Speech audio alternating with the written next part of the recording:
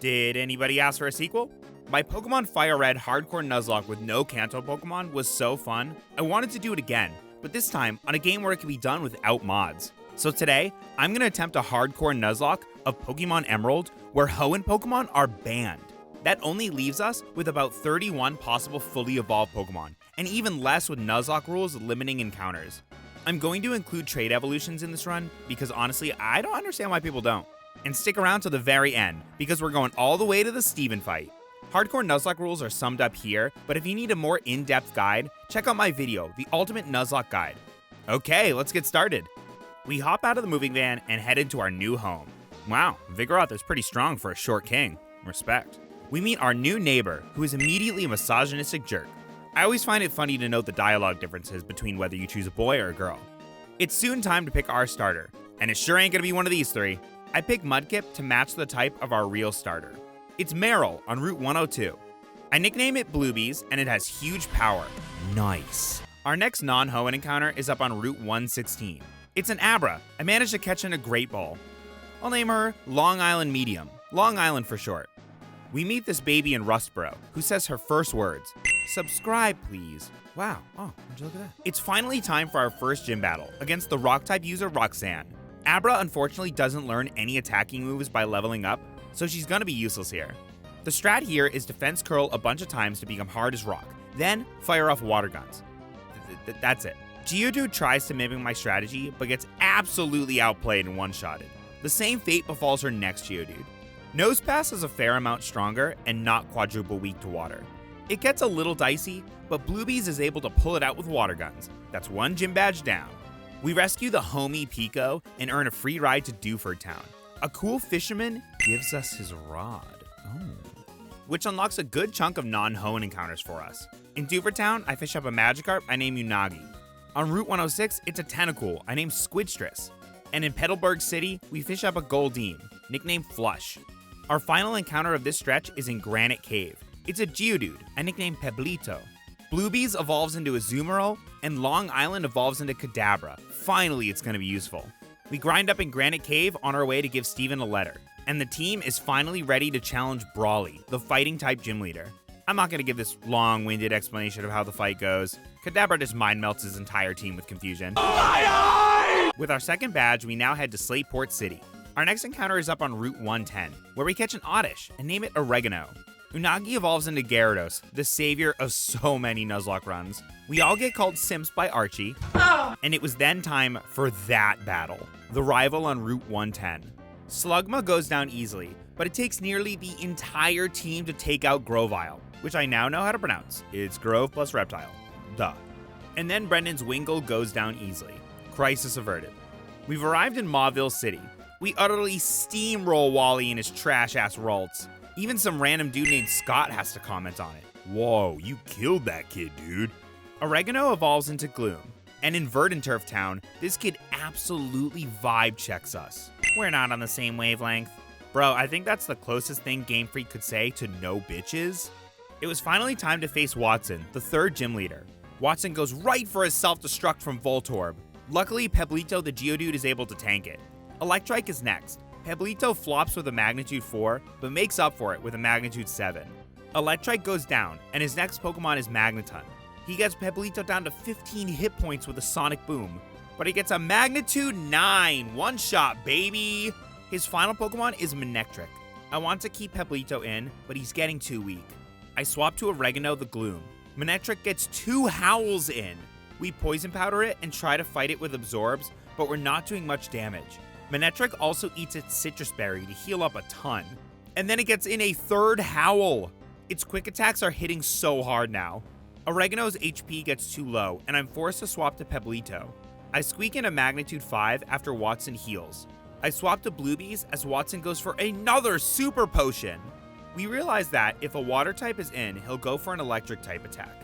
I swap back and forth from Peblito the Geodude to my water types over and over again, and let the poison slowly wear him down. Bruh, I don't know the meaning of the word honorable victory. I don't care, we won. Peblito evolves into Graveler to celebrate. Nice. Our next encounter is on Fiery Path. I'm a Machop we nicknamed Cookie after the BTS Muscle Bunny. And yeah, I know, this nickname would have been better for Azumarill, but I didn't think of it, okay? I gotta ask, does anybody else get to this old lady's house on Route 111 and get trapped in an endless sleep cycle from mashing A? I don't know why they made this her dialogue. Our next encounter is up on Route 113. Come on, baby, pray for a Skarmory. Come on, Skarmory, and it's Slugma.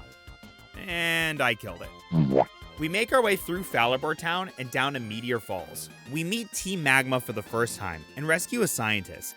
We caught a Zubat in there we named Jasper, after the guy from Twilight. We catch a cable car up to Mount Chimney and battle our way to our final challenger, Maxie, the leader of Team Magma. His lead Mightyena intimidates our Machop, but I'm still able to bring it down to a sliver with a revenge. He swaps to Zubat, so I swap to Peblito the Graveler. I'm able to take out his Zubat with a rock throw, and then his Camerupt with 2 magnitudes. I'm almost able to take out Mightyena, but then he scores a critical hit bite and a flinch. I really don't want to lose Peblito, so I swap to Unagi the Gyarados, and I'm able to finish off Mightyena with a Dragon Rage. Shortly after, Cookie evolves into Machoke. It was soon time to face Flannery, the Fire-type gym leader. With 2 water types and a rock/ground type, I'm gonna let you guess how this goes down. Splish! Splish! Whoa, whoa, whoa, whoa, whoa, whoa, whoa, whoa, hey! Brendan says some more sexist bullshit to us, but he gives us access to the desert, so I guess we won't cancel him today. In the desert, we catch a Sandshrew named Andrew. Very clever. With 4 badges in hand, we can finally challenge our dad, the normal type gym leader, for the 5th badge. We lead with Long Island the Kadabra and go for a Psybeam, then Reflect to double our team's defense. We get confused, but break through it to take out Spinda.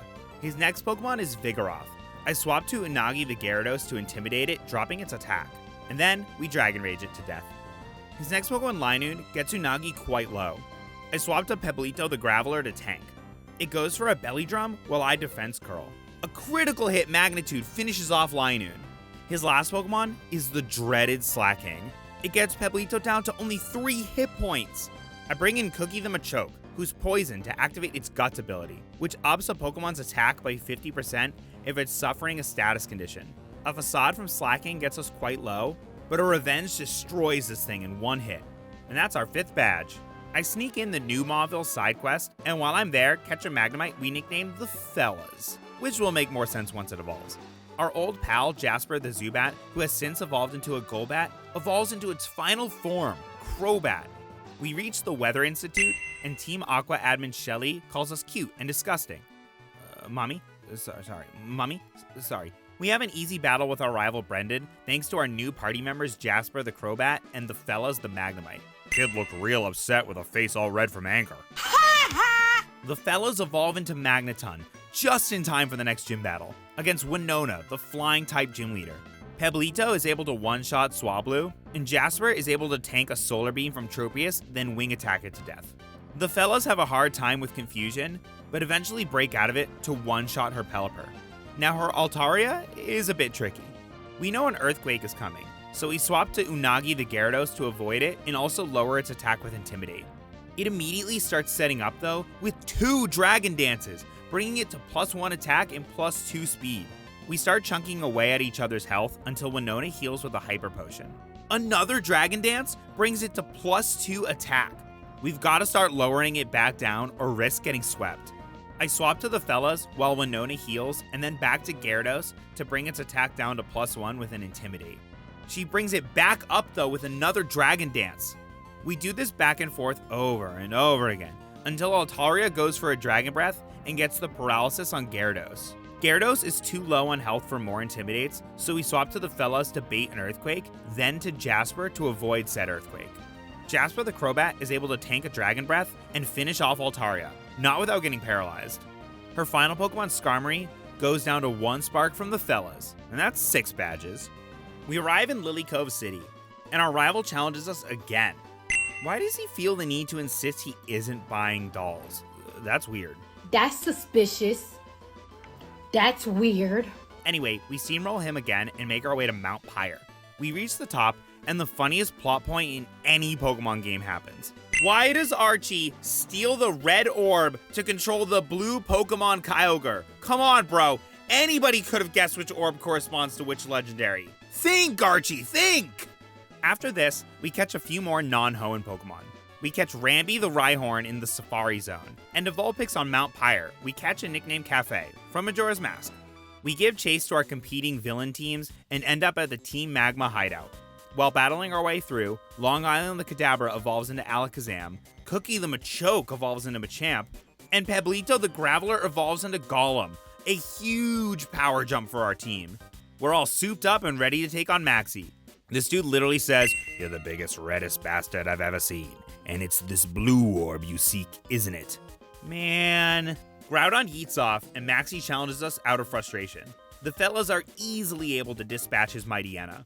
Unagi the Gyarados one-shots his Camerupt, and Pablito crit one-shots Crobat. The Team Aqua hideout is significantly less eventful. Besides this Electrode we catch and nicknamed The Great Bambino! We arrive in Moss Deep City and begin battling through the gym. Up to this point in the game, we've had 2 major close calls with Wobbuffet. We managed to outmaneuver it both times. But this time, we wouldn't get so lucky. R.I.P. Pablito, our first death of the run, made it all the way to Bad 7, and right after his final evolution. I'm sorry, buddy. We swap him out with Oregano, who evolves into a Vileplume. It's time to face the twin Psychic gym leaders, Liza and Tate. I lead with Unagi the Gyarados and Long Island the Alakazam. I go on the offense with a Surf and a Shadow Ball, although that attack's a physical attack in Gen 3, so it kinda sucks. Xatu starts setting up with Calm Mind, both Pokemon tank a Surf, and Alakazam gets hit with an Earthquake. A Shadow Ball and Surf are able to finish off their Claydol. We continue hammering away, but Alakazam is getting pretty weak, so I'm gonna have to swap.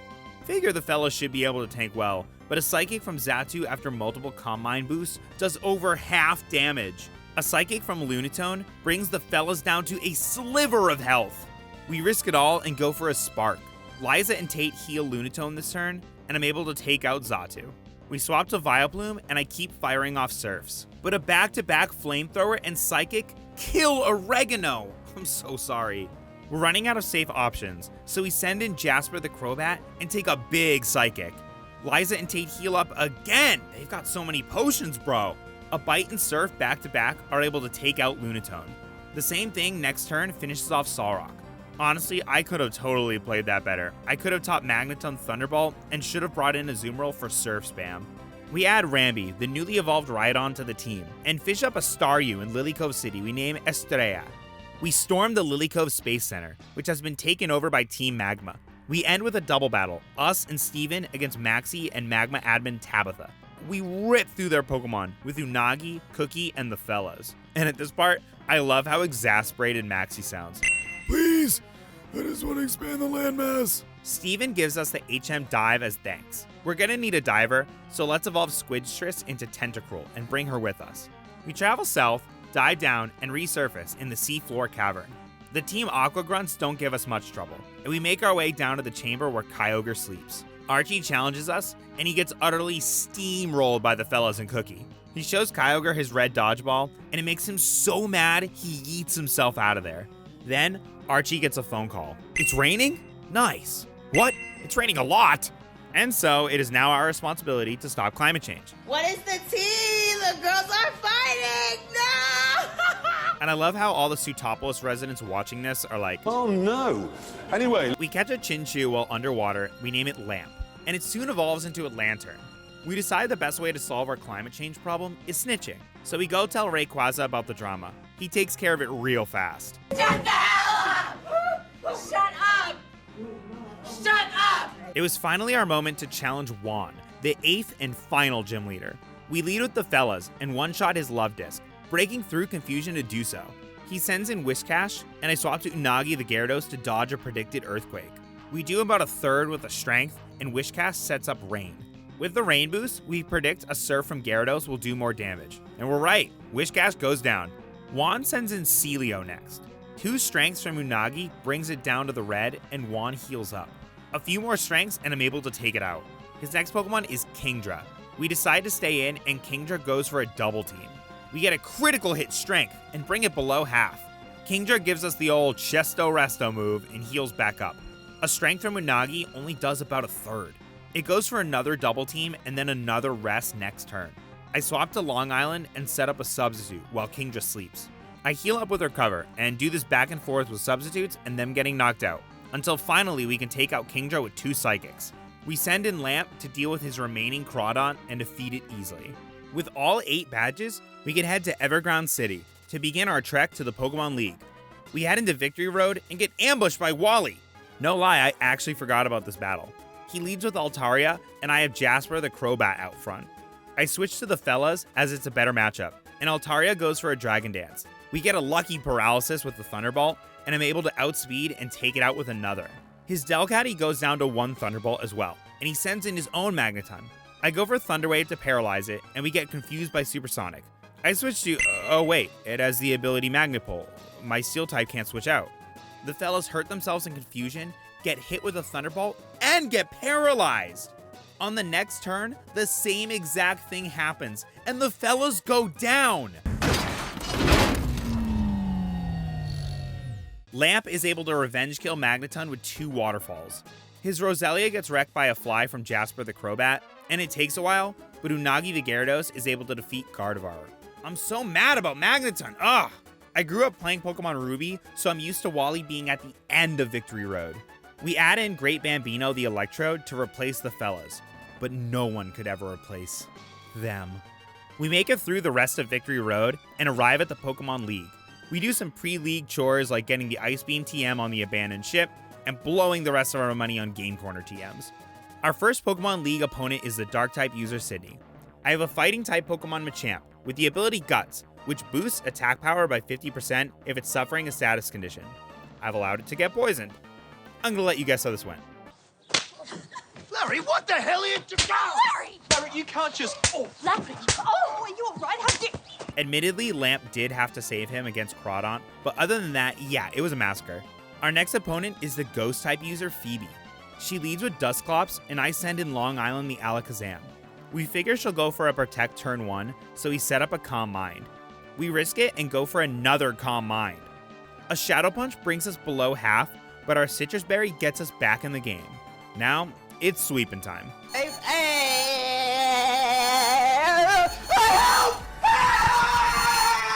We only have to stop our massacre against Sableye, who's strong against all of Alakazam's attacks. I send in Unagi the Gyarados to intimidate it, to lower its attacks, and 2-shot it with Surf. Our next challenger is the Ice-type user Glacia. We lead with Cookie the Machamp, and round 2, baby! Larry! I've always thought the Hoenn Elite Four was super easy with the right encounters. I used to battle them over and over again in long car rides. The final Elite Four member is Drake the Dragon Master. He leads with Shelgon, and I send in Lamp the Lantern. An Ice Beam brings it almost to the red, but it lives and hits us with a Rock Tomb. Our speed gets lowered, Drake heals Shelgon up, and we hit it with another Ice Beam, bringing its health right back down to where it was. It goes for a Protect and then a big Double Edge before we take it out with an Ice Beam. His next Pokemon is Flygon. Fearing an Earthquake, I swap to Unagi the Gyarados to dodge it as well as lower its attack with Intimidate. I'm gonna try setting up here, as Flygon can't do much to Gyarados. I get in 3 Dragon Dances, but still can't one-shot it with a Strength. This allows Flygon to paralyze us with Dragon Breath, ruining our sweep. We finish it off with 1 more Strength, and Drake sends in Salamence. I'm gonna get a little risky and send in Cookie the Machamp, as Salamence has no Flying-type moves. A Rock Tomb gets it below half and lowers its speed, allowing us to outspeed next turn and finish it off with 1 more Rock Tomb. His next Pokemon is Altaria. I swap to Lamp and tank an Aerial Ace. A critical hit Double Edge brings Lamp down to only 19 HP. We hit it with an Ice Beam, and it lives even after the Double Edge recoil. Drake heals it up, and we go for another Ice Beam, bringing it into the yellow. I can't risk losing Lamp, so I swap to Great Bambino and tank a Dragon Breath. We finish off Altaria with a Thunderbolt. We hit his next Pokemon Kingdra with a Thunderbolt and do only about a third. It sets up with a Dragon Dance and then immediately goes into a Smokescreen. We manage to hit another Thunderbolt and bring it down to almost a quarter HP. We get hit with a big Body Slam and go for our final Thunderbolt, but miss! Kingdra is able to take out the Great Bambino with a Body Slam. RIP, friend. Jasper the Crobat finishes it off with a Poison Fang.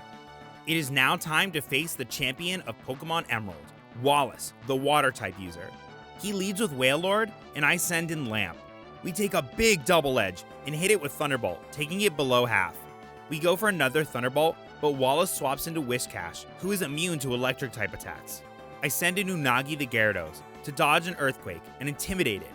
I set up a Dragon Dance, then another, and for some reason I don't stop until I've done 6 Dragon Dances, maxing out my attack and speed. And then from there,